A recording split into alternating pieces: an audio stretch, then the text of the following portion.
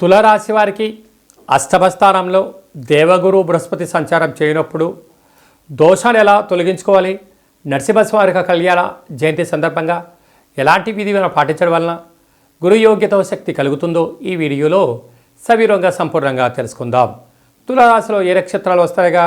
చిత్తా నక్షత్రంలోని 3వ పాదం, 4వ పాదం, స్వాతి నక్షత్రంలోని 4 పాదాలు, విశాఖ నక్షత్రంలోని 3 పాదాలు కలిపితే తులారాశి. తులారాశి అధిపతి శుక్ర భగవానుడు. వీరికి 6వ స్థానంలో చతుర్గ్రహ సంచార స్థితి. బుద్ధికారకుడు బుధుడు, కలత్రతకారకుడు శుక్రుడు, రాశాధిపతి కూడా శుక్రుడే, ఆయుకారకుడు శని భగవానుడు, నరదృష్టి కారకుడైన రాహు 6వ స్థానం ఉండడం వలన రుణ రోగ శత్రు సమస్యలు పొంచి ఉన్నాయి, అనారోగ్యాలు పొంచి ఉన్నాయి. నరాల బలహీనత, కంటి సమస్య, ముక్కు సమస్య, శ్వాస సంబంధించిన వ్యాధులు, శస్త్రచికిత్సలు జరిగే పరిస్థితి ఉంటుంది.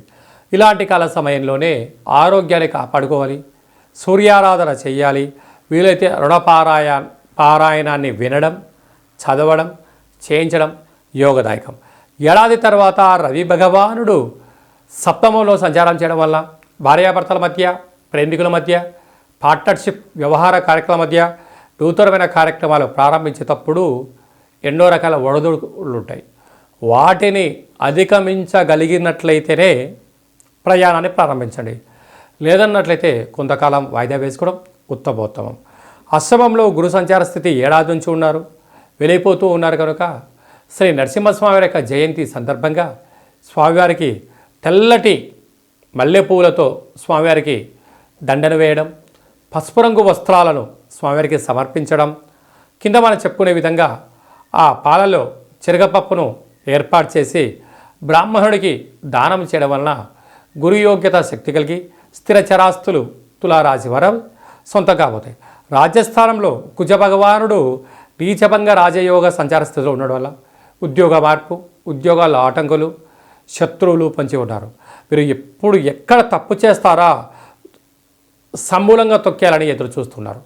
తస్మాత్ జాగ్రత్త. వ్యయంలో కేతు భగవాన్ ఉండడం వల్ల ఆందోళన వద్దు, టెన్షన్స్ తీసుకోవద్దు. వీలైనంత వరకు మౌనం, ధ్యానం, ఏకాగ్రత చాలా మంచిది. సాఫ్ట్వేర్ ఉద్యోగస్తులు, హార్డ్వేర్ ఉద్యోగస్తులు, యానిమేషన్స్, క్రియేటివ్ రంగాలు, వ్యవసాయ సోదరీమణులు, గృహ భవన నిర్మాణ కార్యక్రమం చేసేవారు ఎన్నో జాగ్రత్తలు అవసరమని చెప్పి జ్యోతిర్విజ్ఞానం తెలియజేస్తుంది.